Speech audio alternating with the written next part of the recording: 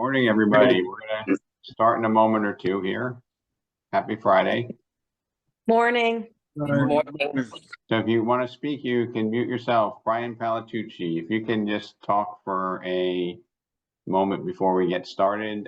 We had an event, a retirement celebration for Deb Hagemeister, and one of our agents had shared a message unsolicited about Brian and helping a client, helping a buyer. So I want to let you go for just a minute here and just share how that played out, Brian, how you help buy a property. Hey, good morning, everyone.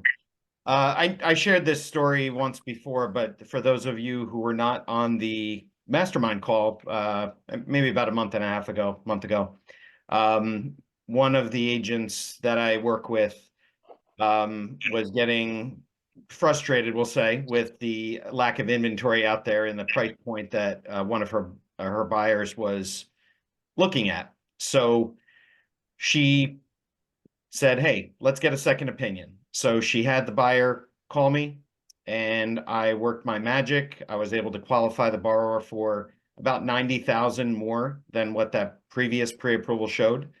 So it's just the point of this is stressing, if the buyer comes with a lender that you don't have a relationship with, it's worth encouraging them to get a second opinion. So now we're under contract, the loan is approved, and the borrower is happy about it. And the agent is happy about it as well. So these are the little success stories just to, you guys are the ones steering the ship with the lending, if there is lending.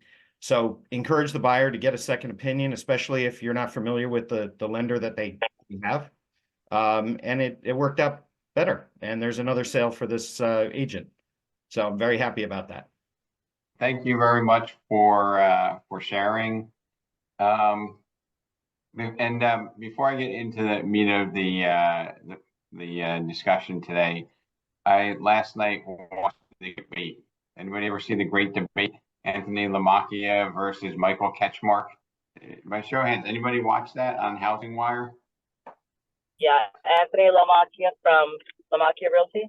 Yeah, anybody watch the debate with LaMacchia and Michael Ketchmark? If you haven't, it'd be interesting for you to watch. It was filled with quite a bit of anger, and I think it highlights some hypocrisies that are going on, and it also gives you some insight as to where the plaintiff's counsel is viewing our business, and they have like blinders on into if the average commission is 2%, 2.5%, then it must be price fixing going on, and that's a violation of the Sherman Act. And I think it's really kind of sad, but it gives you insight as to where that's going. But I always look at disruptions like this have an opportunity to give us a benefit to grow and to maybe change our business practices and figure out how can we do things better to serve our clients and better define the relationship. So today's discussion is going to be about how to get buyer offers accepted in this market. And the caveat to the discussion is going to be is how to get paid fairly to do so without violating our fiduciary duty to our clients. I think there's a lot of discussion about this, and a lot of things that initially seem bad actually wind up being good. So have some faith. I believe this is going to be a good thing for those of us who react quickly and educate and invest in ourselves. So I'm going to share my slide here. I'm going to put my screen up. Now, is there anyone that always uses everyone that always uses buyer representation agreements? I do. This is Karma with Remax. Okay. So you use them, and then how long have you been using them, Karma? Recently, honest. Before I did not. Now was taking a buyer for more than one offer. It required a lot of work, and because of that reason, I just I want them to work with them exclusively. At any time, if they are not happy with my service, they can go somewhere else. But at the time I am with them, whatever I show them is belong to Remax or Princeton. Gotcha. So if you go to, let me use this example. If you go to rent a car, you sign a contract. Yep. If you put a new app on your phone, there's terms and conditions, you sign an agreement.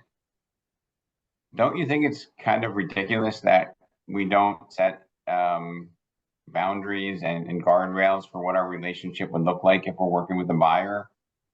And maybe it's long overdue that this is an excuse for us to have those conversations that many of us opted not to do and have a better business relationship. Okay, so getting an offer accepted, and then we're going to talk a little bit about how to make sure we get paid and how to do that ethically.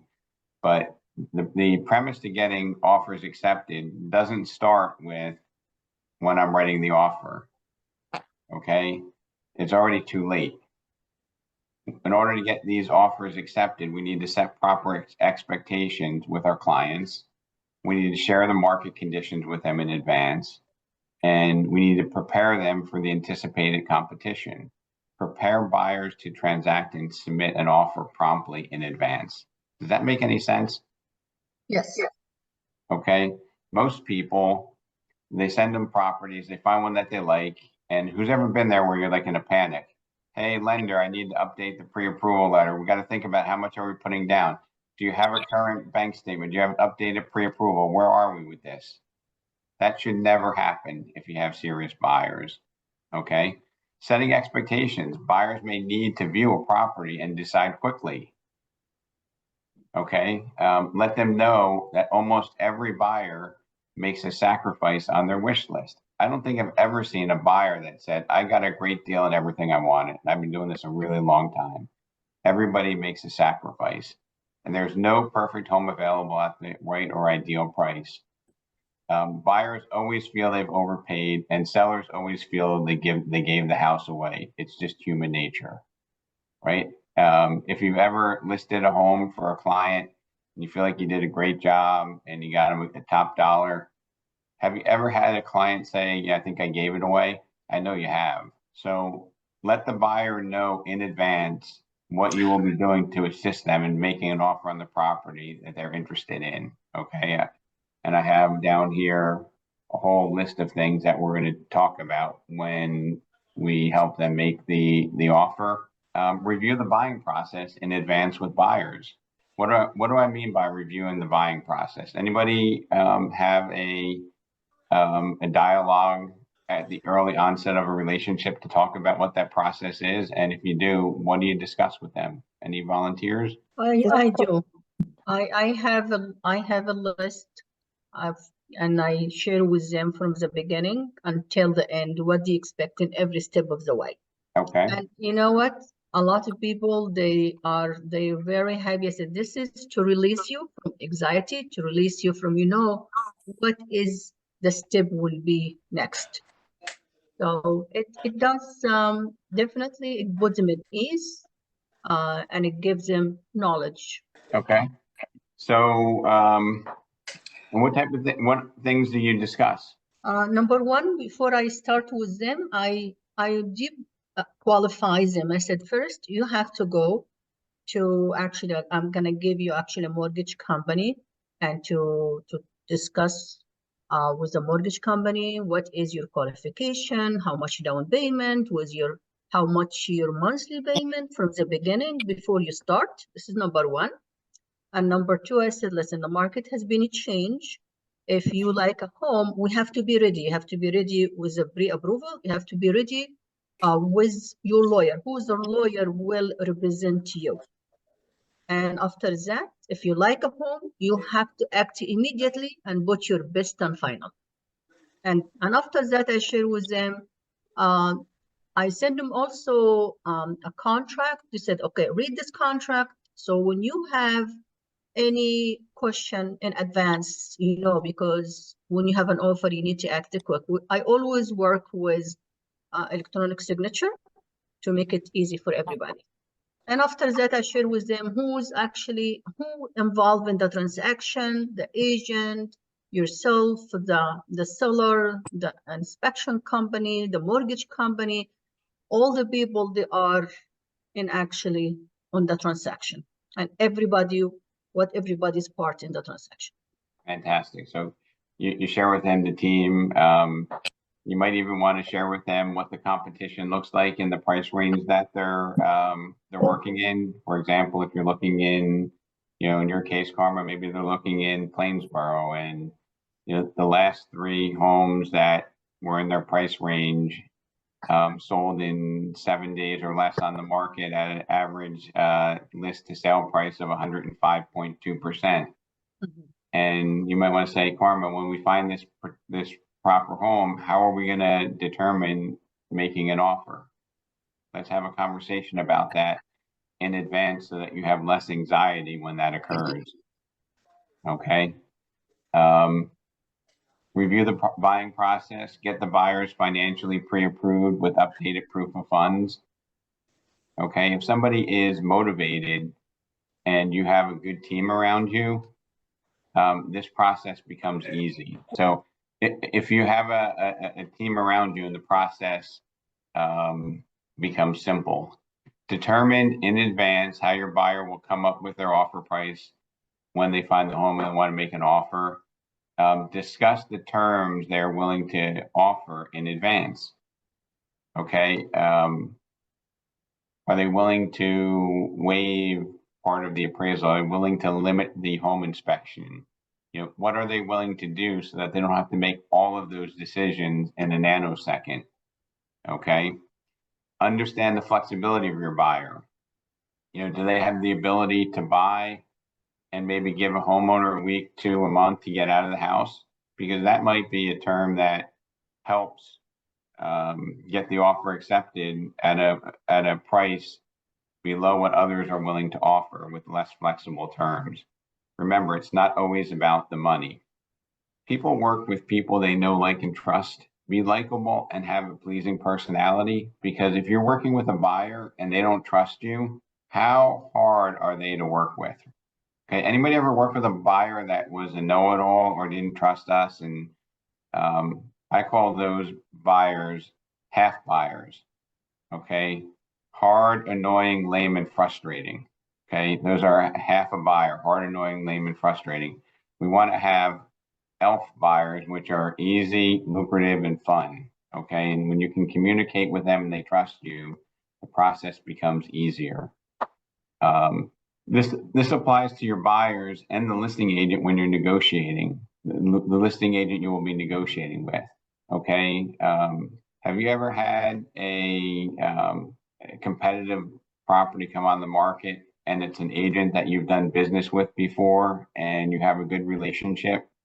Do you not feel that you have slight advantage because of that relationship that you have with them? You've done the right thing. You've closed. You've always honored your word. They know that they can rely upon you. So all other things equal, or maybe not even equal, because of the certainty and the relationship that they have with you, the trust that you've built, they're probably going to subconsciously push your offer to the top of the pile. And I'll bet as listing agents, we've all done that before.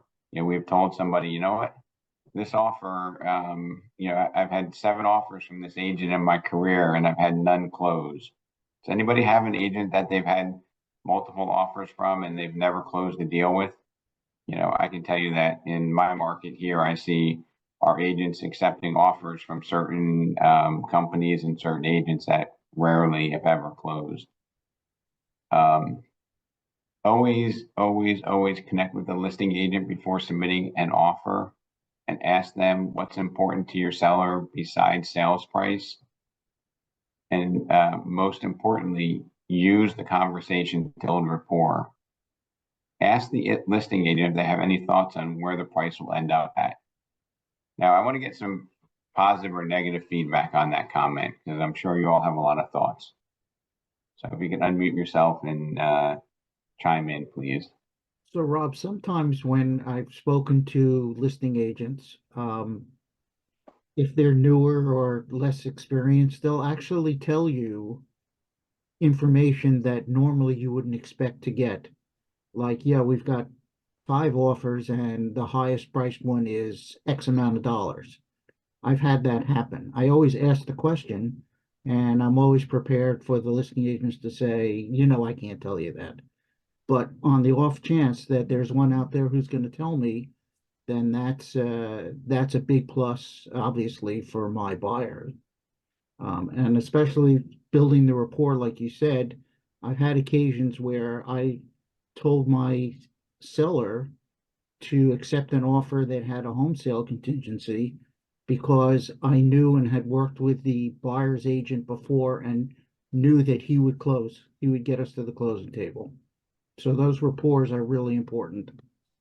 Right, and Robert, that's important because like the reputation of somebody, if somebody's honest enough to say, we really do have a home sale contingency, and I'm sure the property is going to sell. Robert, we've been in business together. We've been working together for 23 years.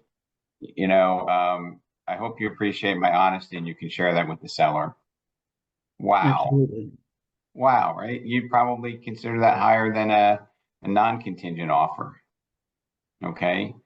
I just had to help an agent who had a cash offer, and they snuck a appraiser in during the inspection, and then they delayed the closing because they're waiting for the bank. Has anybody ever had that happen to you where, hey, it's a cash offer and the next thing you know, there's financing? Yes. I mean, that doesn't build trust, does it? No. So, ask the listing agents, other than price, what's important to your seller. I think most listing agents might be willing to share, or most are likely to share what's important besides price. Right? If I asked you, Robert, about your upcoming or your last listing, what's important to your sellers besides the price? What would you have told me? So you're talking to me, Robert, right? Yeah, Robert Barber. If you think of your last listing and let's go back in time and say, hey, Robert, other than price, what's important to your homeowners, to your sellers? So I mean, I have a listing that's under contract right now, and it was in a estate sale. So when the buyer agent asked me what's important to your seller, I'm like, well, the house is vacant. It's an estate. The sooner we can close, the better. And the easier we can make this on the estate, the better off we'd be. And we ended up getting an offer that waived home inspections, waived appraisal. They offered to get the CO for the property, and they're closing in 30 days. So Works right together. there, getting the CO for the property. If you might want to put that in, saying, hey, you know what? We'll take care of getting the CO. The estate loved that because the administrator is down in South Jersey, and it would have been a pain for him to have to come up and deal with that. And I certainly didn't want to have to do it for him. So when they offered it, that was great. He was like, yes, that's good. That's a great comment. But think about, is there anything else that would happen if I had that conversation with you, Robert? Well, from a rapport standpoint, that buyer agent and I have developed a real rapport very quickly, and I can see us working together in the future again. Right. And if I were that buyer agent having that conversation with you, I'd be saying, so when's the ideal closing date? My clients have already picked their home inspector and they have their bank chosen. I hope you don't mind, but in advance, I called the lender and they could have the appraiser out by next Thursday if we get out of attorney review by Monday. How does that sound to you? That would be great. That would be great. I have another tip here, which I'm going to see if our lenders agree with, but so stay tuned. Don't leave early. If you leave early, just watch the video.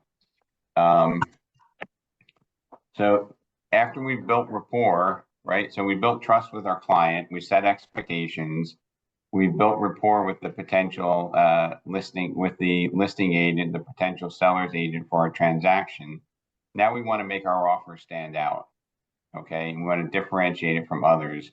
So there are layers of things that we can do here. First is write a competent offer. Okay, don't rush through it so fast that everything's not complete. All right, a well-written offer, communicate it with certainty. Do a well-written offer, communicate with certainty, humbly assume you will be the winning bidder.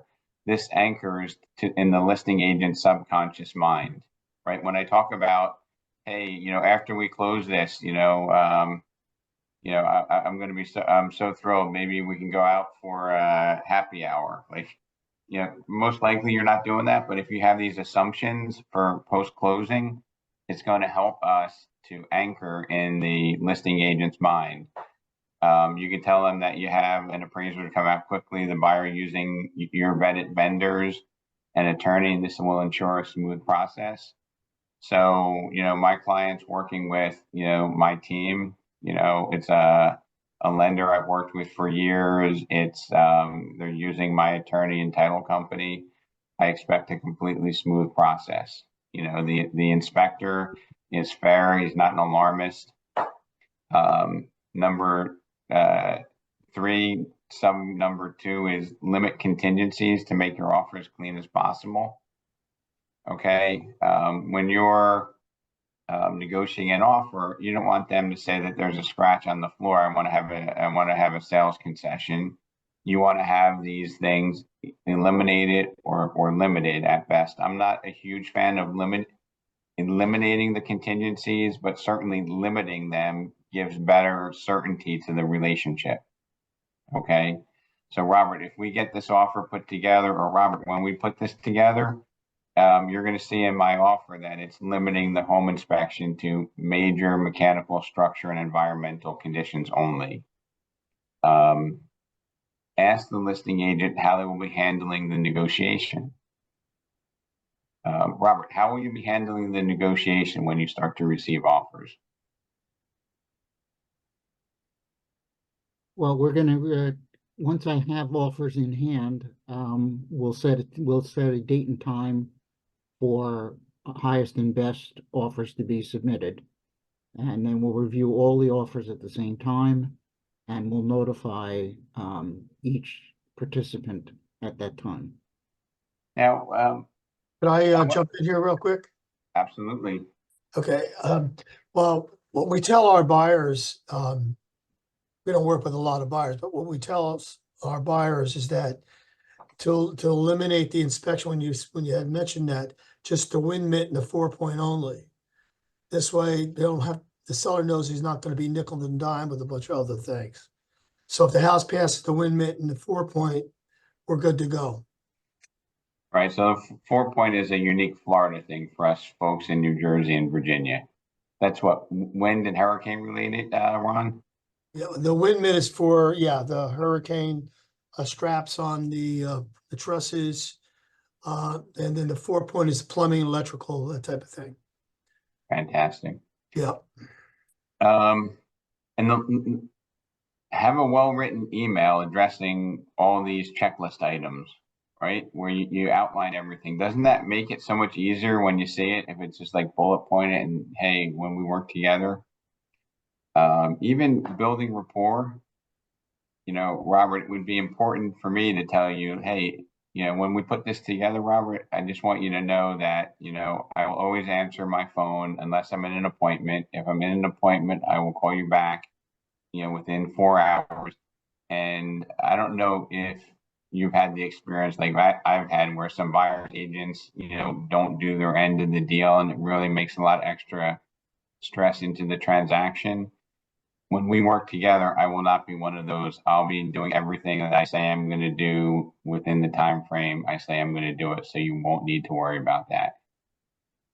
Hi, can I Now- actually, I'm Sure. sorry, can I, and I'm sorry for interrupting you. Can I just add for the final and best offers?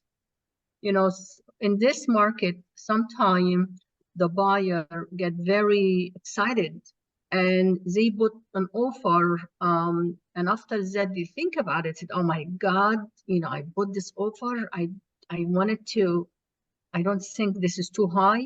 So what I'm trying to say, when you have your highest and best, you always actually take the second backup and the third backup, because a lot of time the buyers, they just emotionally they put an offer very high and after that they back up. So at least you will have a backup plan that is, and tell the agent, tell them, listen, you are a second backup offer and you are a third. In case of something happened for this transaction, you will be notified immediately. And this is gonna, we will know that in a few days, where is this offer will be. So, and because I experienced, I had 4 offers in one home, and two of the offers, they backed up because he felt, oh my God, we were too high. So I went back again to the backup offer. I said, you know what, Scott, we having actually as a back offer, but we have some issue with the buyer we have. Is your buyer still interested? He said, yes, we are. And immediately I went back to the the backup offers, just to want to share that with everyone. Thank you. Yep.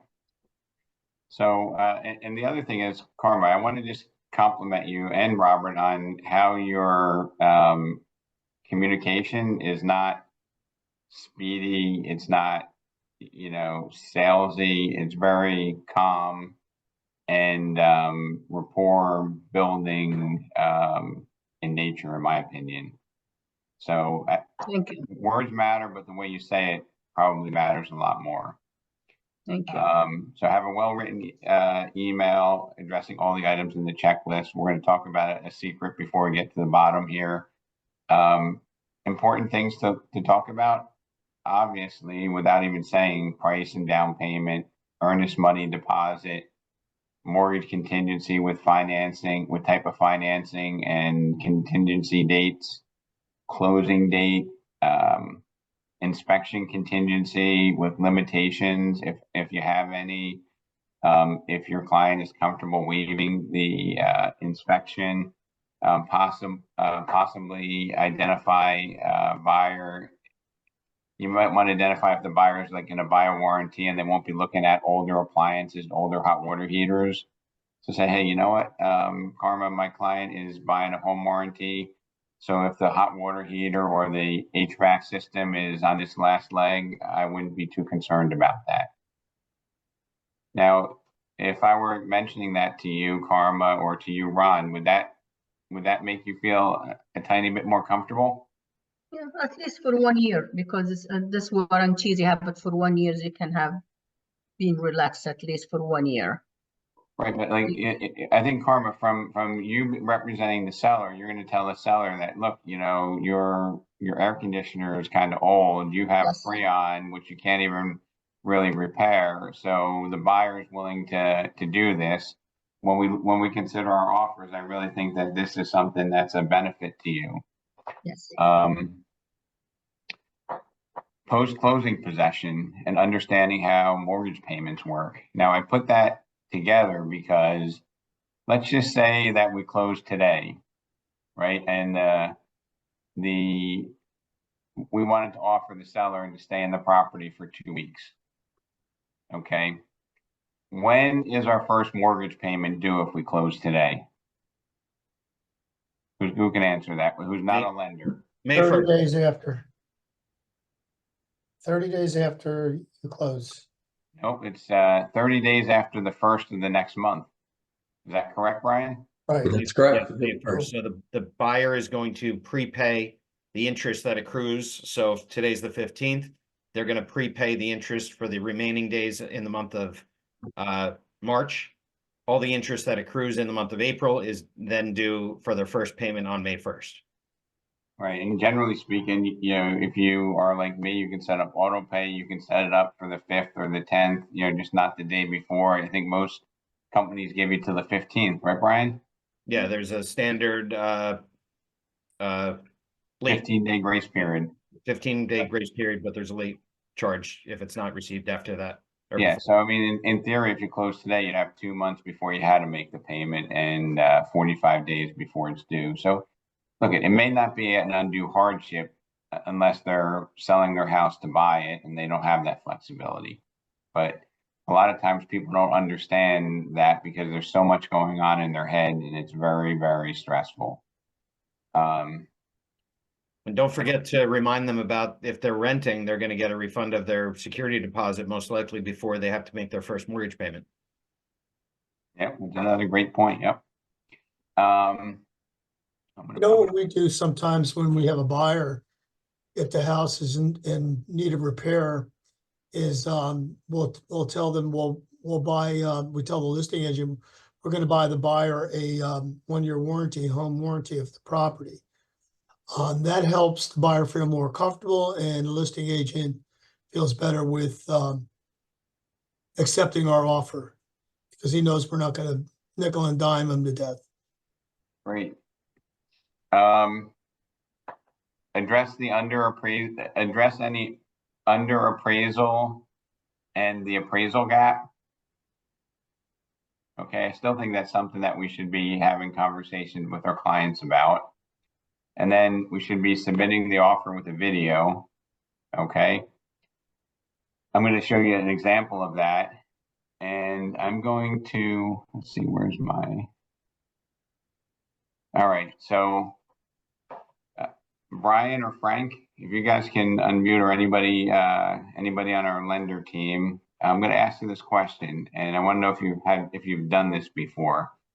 But if I was looking to make an offer on Ron Piccolo's listing, and I had a 5, 10, 20% down payment buyer, maybe it's more like a 20% down payment buyer, could you run the address through DU or LP and see if you get an appraisal waiver before you go under contract?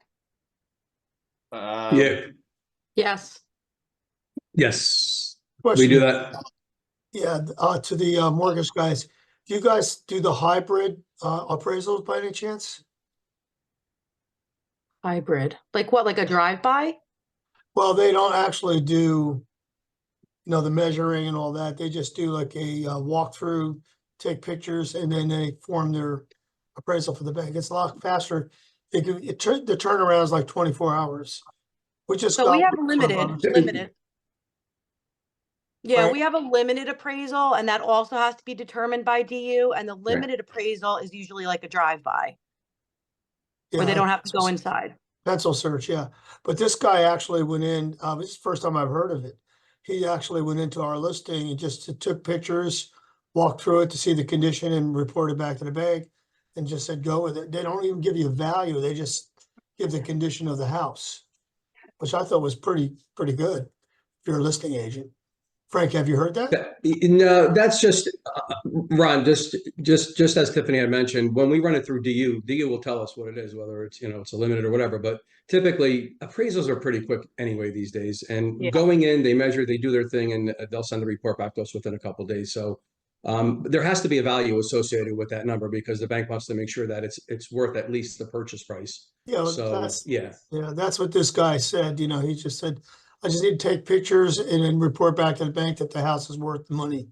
it might have been a drive-by where the guy actually just got out and did what he had to do and just submitted it back to the bank. But everything we get is through our findings. But yeah, absolutely, we can run it through. And Rob, to your point, that's a good point. And we say this all the time on this call. What we'll do is prior to somebody making an offer on the property, if we know that, and again, we know that there's going to be competition, what we do as lenders is we will run everything through DU. And a lot of times we actually will pre-approve the person, not just running it through DU, but we'll have all of their income and assets verified. So it'll be an underwritten file. And then what we'll do is once they find that property, we'll run it through DU with that address. And if we get the appraisal waiver, we will gladly talk to the listing agent. We'll talk to anybody. We'll tell them, listen, we can close this now. Everything's been done on our side with the buyer.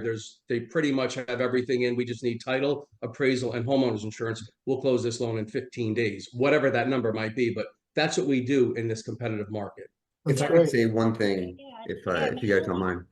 To add, not only to and- DU, which is desktop underwrite, we also run it through LP, which is Fannie Mae's automating underwriting engine. So we'll run it through both to see what kind of findings we'll get back. If Freddie Mac is offering the appraisal waiver, then we're gonna send that loan to Freddie Mac. So there's two options. Absolutely. Just to what Ron was talking about, I just kind of want to piggyback up what Ron was just saying. I just had a purchase that was where the buyer was putting 40% down, and it was a Freddie Mac LP scenario where it wasn't a value, and as opposed to, and it was a multifamily, and the appraisal, instead of the appraisal being $650, it was a value based where the appraiser actually went out to the property, took photos, didn't give a value, just said that it was substantial enough and sent it into the lender. It was only $250. So That's what this was, yeah. yes, so They yeah, call it hybrid. it's a Freddie Mac evaluation. Freddie Mac, right. Yeah. So Cool, it's very cool. So there's Fannie and Freddie underwriting guidelines, the automated underwriting system does not issue waivers for under 20% down. Right. However, Yeah, that's these important. guys had 20%. Absolutely That's right. why. So I just wanted to clarify when Rob asked about the less than 20% when he first started this. I just wanted to clarify that, but you're never going to get an appraisal waiver for less than 20 down. Right, 20% down, right? Okay. I don't want to go too much further down this rabbit hole, but I think that that's something where, as a listing agent, if I can check the box that there's no exposure to under appraising, right? That just builds upon the case for me to accept that offer, and it shows me that the other agent is committed to their practice, right? They're doing things that others aren't doing in the normal course of business. That's why we took this offer, Rob, because it was attractive. 20% down with that hybrid appraisal. So that's why we have these sessions to share, brilliant ideas from, you who are doing great things every day. So I'm going to take a second. I'm going to give you a sample of a video contributed by Glenn Baker. And it's really simple. And I think we should really all be focusing on doing this. So let's go with this. So here is the email that Glenn sent. It's like, hi Carol. Attached, please find the offer on 32 Ridge Drive with an explainer video. The total offer price is $788,104, including paying the seller's realty transfer fee. Other great terms are described in the video and offer comments. They will be using my attorney and inspectors.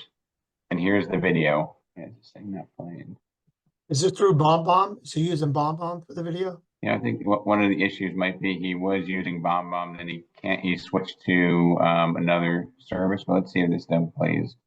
Hey Karen, Glenn Baker here. Hey, thank you so much for allowing us to submit our offer on 32 Ridge. And I wanted to give you some background on the offer and present it. So first of all, super qualified buyers. They're great people. They're dedicated. They don't play games, and they will get to the closing table. I'm a full-time hands-on agent as well. I have 10 team members on my team, and we do what we say we're going to do.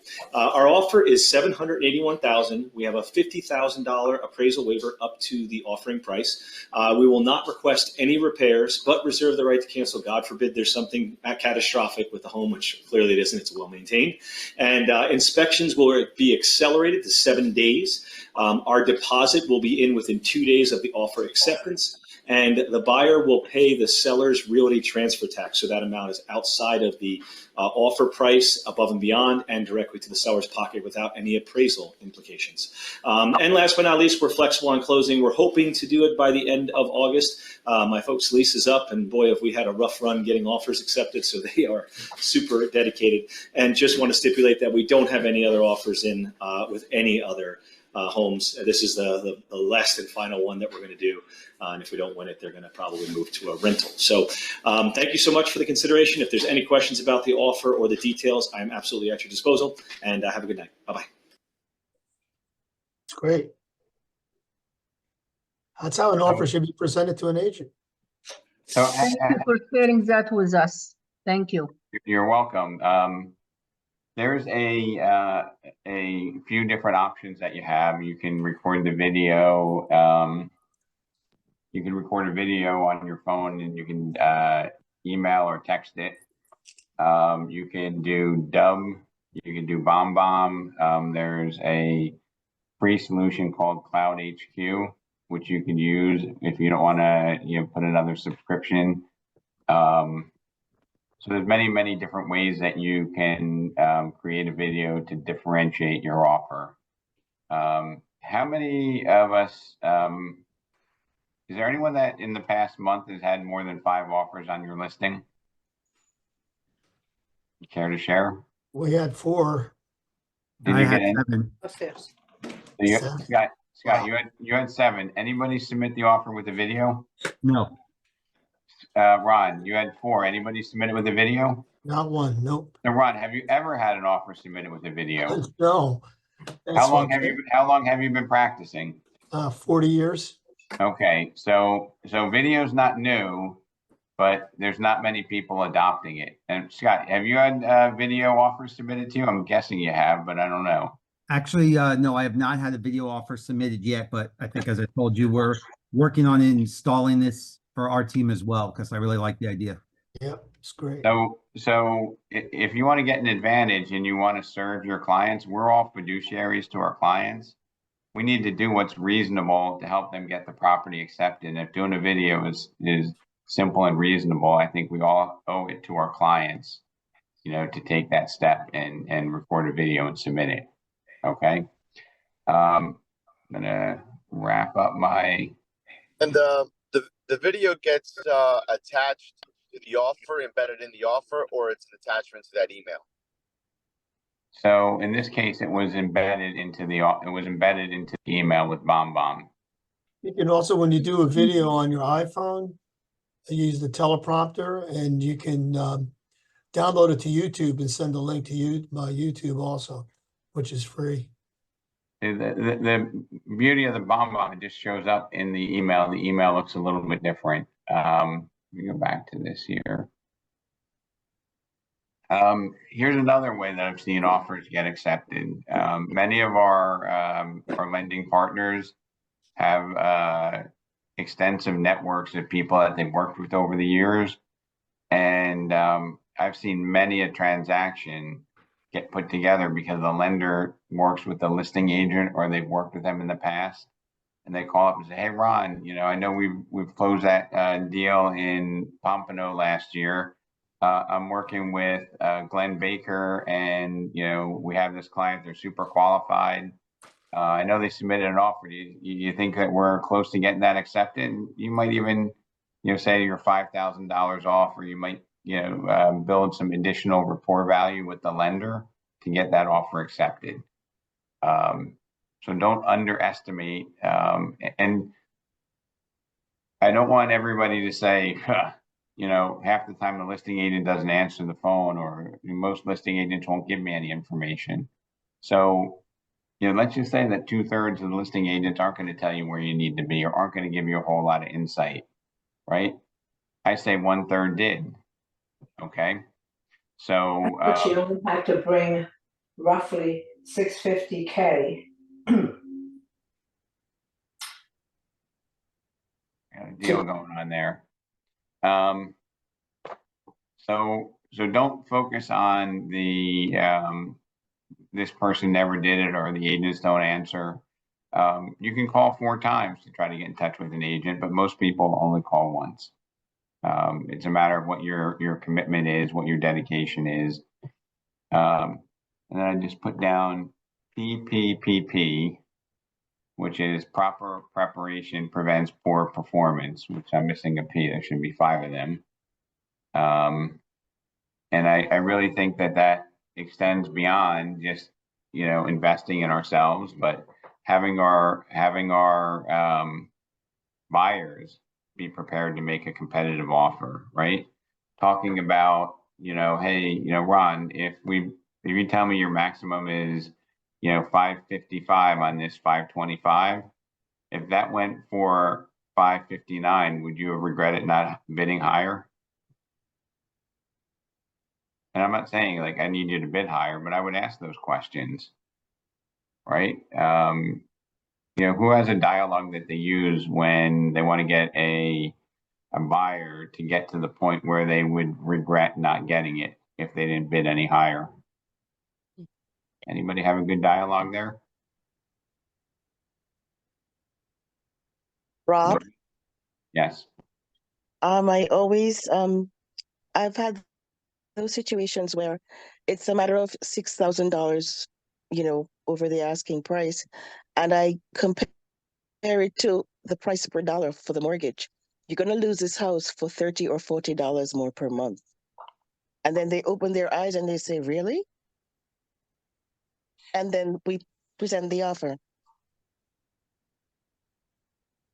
I mean, I think, Rebecca, that's one great way of doing it. And there's a lot of ways, and I'm going to tell you that if you try one way and it doesn't work, try a different way.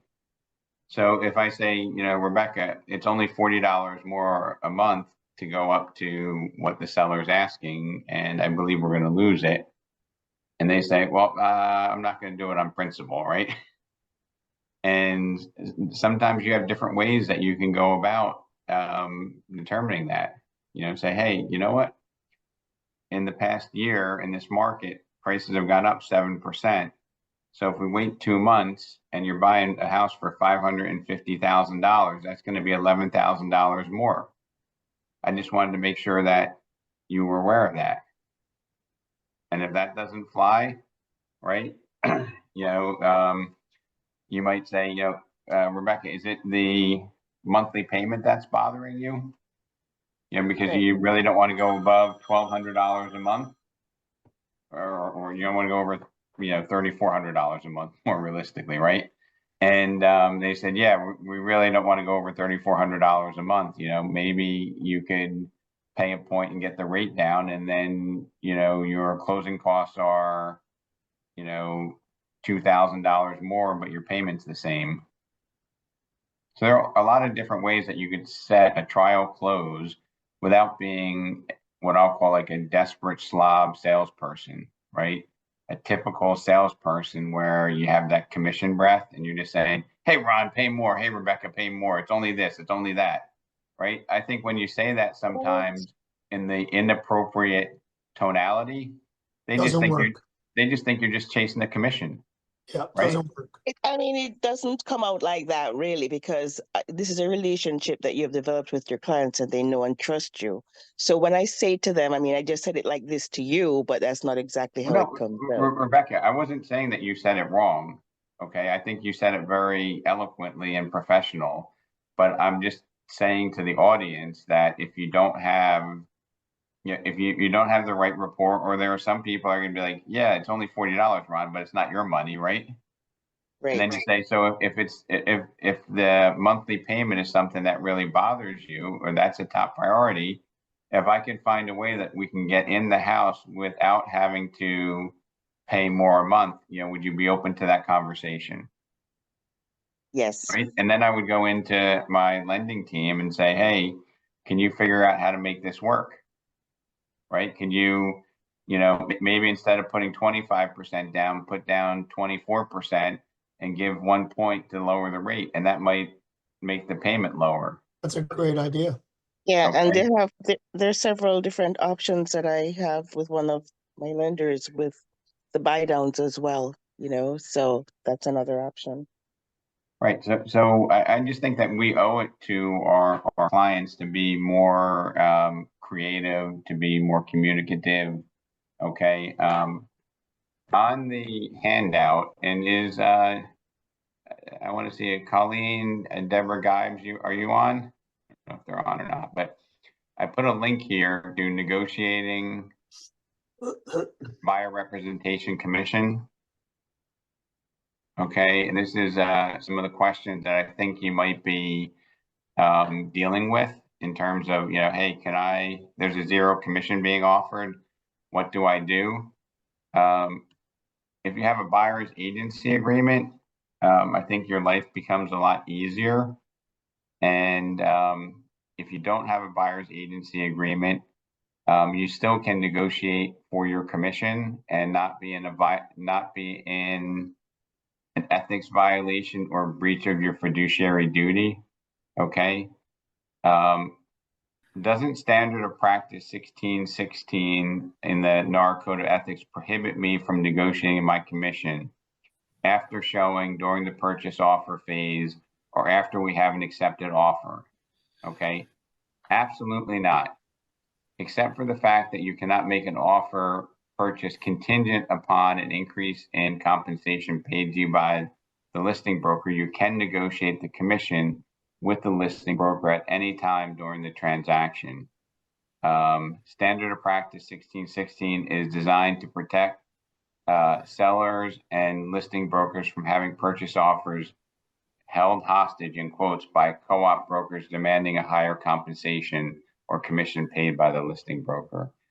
The standard of practice never prohibits negotiating between listing broker and co-op broker, and at any time during the transaction. In fact, standard of practice 3.3 expressly authorizes the listing broker and co-op broker to come to an agreement to change the co-op compensation, and that can happen before a property is shown, after showing, or even after an offer is accepted. I think after an offer is accepted is a really poor choice, in my opinion. But if we get into the practice of building better relationships, preparing our clients for the transaction, and going over what a buyer agency agreement is, it basically checks all the boxes that these litigations in our industry are attacking. And if you listen to what the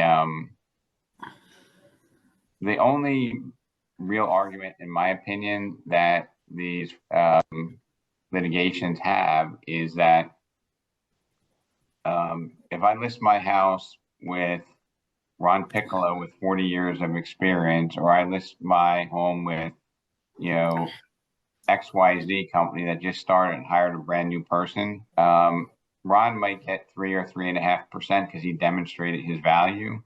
And XYZ company might come out there and say, I'm only going to charge you 1% because I have no experience. That makes all the sense in the world, doesn't it? Ron, it makes sense to you, right? Now, Rob, I think this was excellent and gosh, so timely topic for this morning. Getting messages that there's a proposed settlement from NAR, and although it's not approved, it would no longer include, the premise is to no longer include upfront offers to buyer's agents starting in mid-July. So there's a lot of changes coming down the pike, and this session was really great preparing our people for this. So Fran, can you repeat what that is? So I'm getting word, like within 10 minutes ago, that NAR is proposing a settlement to the litigation, and they're going to have some talk. I don't think I'll be included on it because the NAR directors will be getting a presentation from the president of NAR, and then the AEs at like 11:30. But they're proposing a settlement to make some kind of an agreement to settle this litigation.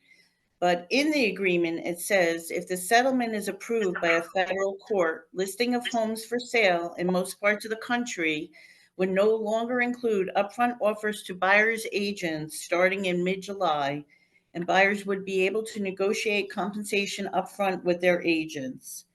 I can share more information as I get it. I mean, I have a 3-page article. As you read that, would that be prohibiting a seller from making a decision to make an offer of compensation? That's what it sounds like, but I don't want to interpret it that way because I think that still would be the seller's choice. There's I was just notified, there's a full article in the New York Times right now on it. Yep. With a little more detail than we probably could go into, but it's pretty, it's going to change things, that's for sure. Yeah, I have both articles from the Wall Street Journal and the New York Times, and word from, my local board, that this is, it's going to be over the next few days. And I guess it does take to have the settlement done. And as we get more information, we can bring it forward to everyone. So I just want to say that, we as a group are fortunate to have, members and leaders in our organization that are active and not for selfish reasons, for selfless reasons. They donate their time and they're giving us like cutting edge information. And when I'm talking, we were at a retirement party for Deb Hagemeister last night. Congratulations, Deb. Some people are saying, is buyer's agency going to be over to get bathed real quick? Is buyer's agency going to be in trouble? What's going to happen with that? And I said, look, here's what I believe is I believe that buyers are not well served without having representation. Okay. And there will be people who are going to pay for buyer's representation because it's in the public good. And we need to be on the leading edge of that. We need to be talking with our buyers about buyer representation. I think, by human nature, people don't expect us to work for free. Okay, that's only in the legal world where attorneys concoct this argument. And the argument that they made, Fran Blakely and Deborah Gibbs, from the watching this guy, Michael Ketchmark.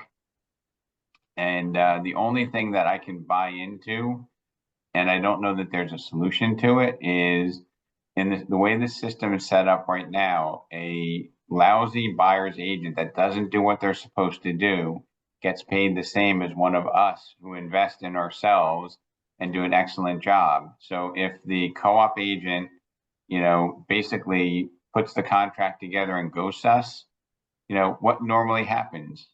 Karma, if you have a contract that you accept and the buyer's agent doesn't do their job, do you have the deal die or do you wind up sometimes doing some of their work? Let's be honest. You're on mute, Karma. Karma, you're muted. No, really, what I do, I help the other agent to actually to go through it the right way. I would not let the deal die, because sometimes some agents are new. They are not really has experience enough to update their buyer. So I do actually go the other way to help the agent to actually to solve the problem. So from that vantage point, I would say that the commission structure is unfair because you're putting out, let's say, half your commission for somebody that you hope does half the job. Yeah.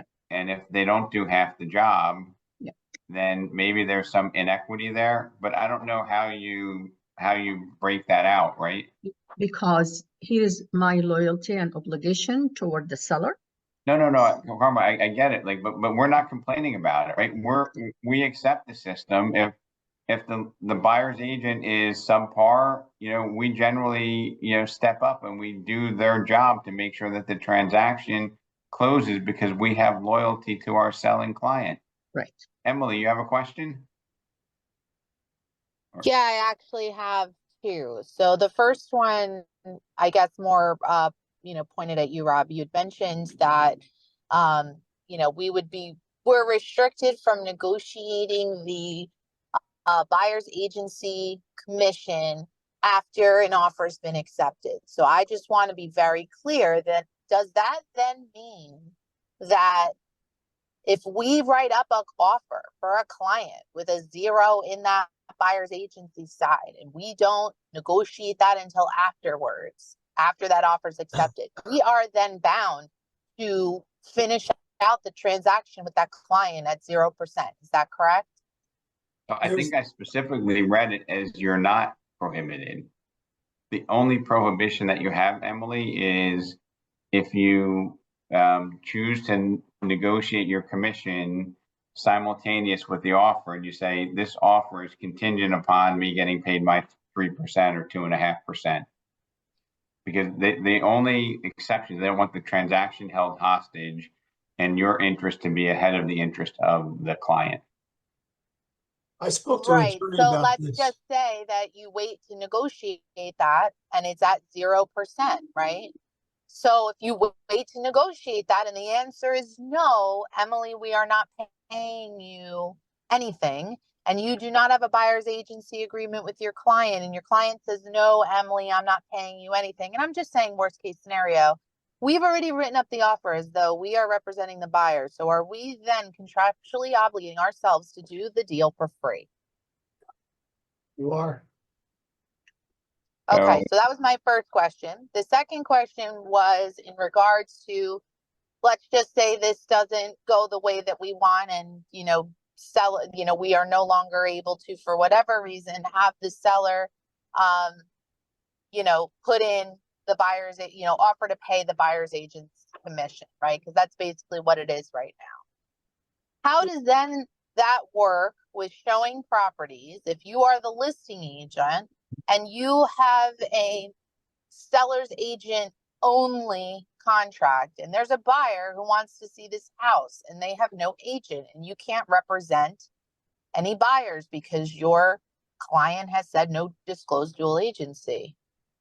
Now what? Is that not a hindrance to the buyer that they now can't see a house that they want to see because they don't have an agent? They don't want to pay an agent?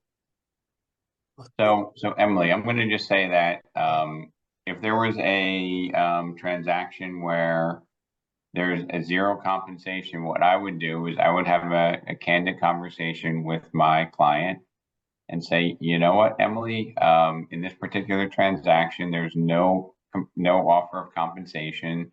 I need to do a buyer's agency agreement with you so that we can make sure that the transaction is fair and I'm compensated for the time that I invest in this. No, I get that from that side. I'm saying, let's just say, on the listing side, right?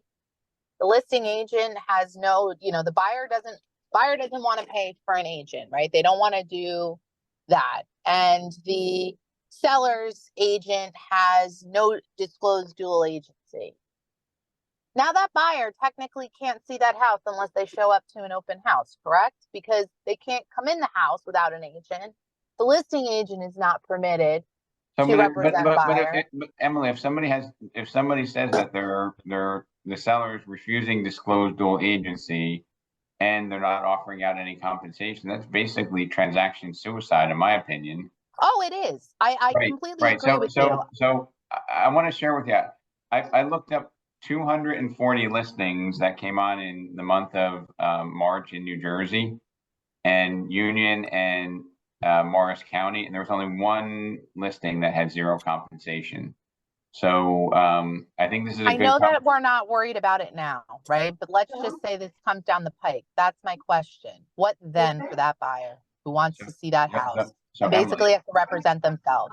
So we're over time here, and I don't want to discount any valid question, but what I'm suggesting is if we invest more time with our buyers up front and we don't have a scarcity mindset where we want to work with everybody, we don't want to work with every buyer. We want to work with the right committed buyers who understand how the process works.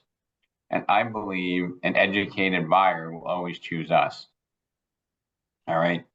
An educated buyer will always choose us if we can educate them on how the system works. A confused buyer will always say no, okay, and they won't work with us, and they probably won't wind up buying a house. So we'll keep the conversation going. We have great leaders in our family here that are making contributions and getting us, cutting edge information on what's going on. And Emily, I just think there's always a positive in every change. And if the positive is, now buyers decide how much they're going to pay us, if that's where we go, then it's just like a listing conversation where we demonstrate what our value is, right? And Emily, you and your team, we're going to show people how you help them negotiate properties and you get 72% of your offers accepted. And it's, 0.7% less than the average offer being accepted, right? We're going to focus on the things and the value that we drive. I mean, I'm humbled to look at the talent that's on this call and the level of experience. and the collaboration that we have. So we're going to wind up on the winning end of the ledger here, because we're always going to do the right thing. We're always going to put the clients first. We're going to pick clients that are willing to be educated in the process and are willing to follow the best practice. So I think the conversation is great.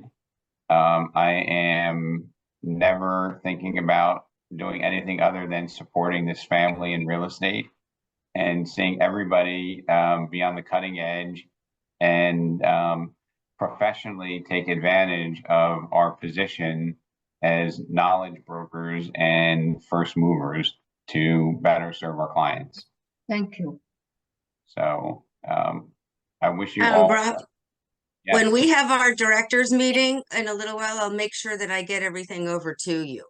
But the main thing for everybody here is just make sure you have something in writing ahead of time and don't put the commission on the contract, and check with your lender first how they want the verbiage written. Because like a VA, you cannot put it on there at all. It has to be something different. Certain FHA, if they're coming in with 3%, or they're only allowed so much for gift money and contributions. So just make sure that you check with the lender first on the loan that they're getting to make sure you have the verbiage correct. And then with your commission, it's just compensation, or it's just a credit from the seller. You can't put compensation on the contract because we're not part of the contract. Don't forget. Yeah, there's a form that you can use along with the contract. It's on our Form Simplicity or even on our transaction desk that you can use. It's through. So Ron and Deborah, what I'm going to ask everybody to do is the next time we have this, I'm going to talk to our leadership team. We're going to come up with documentation and process.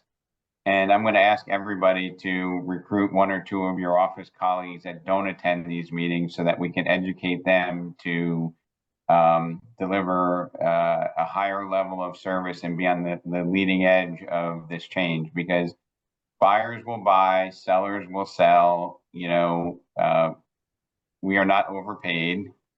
Okay, we earn what we make. There's no donations. There's no charity. And we're going to continue to deliver, you know, leading edge services and solutions to our clients. So I'm going to lean into you next week or the week after, and I'm going to ask you to talk to your colleagues in your office, in your branch, invite them to come on. So we are the most educated, best service provider that there is in the industry, bar none. Okay. That's my commitment to all of you, and all your input is so valued, and I learned so much preparing for this. It's a great gift for me. So everybody have a fantastic weekend. I'll see you next Friday. Thank you. Bye, everybody. Thanks, Rob. Thank you. Bye.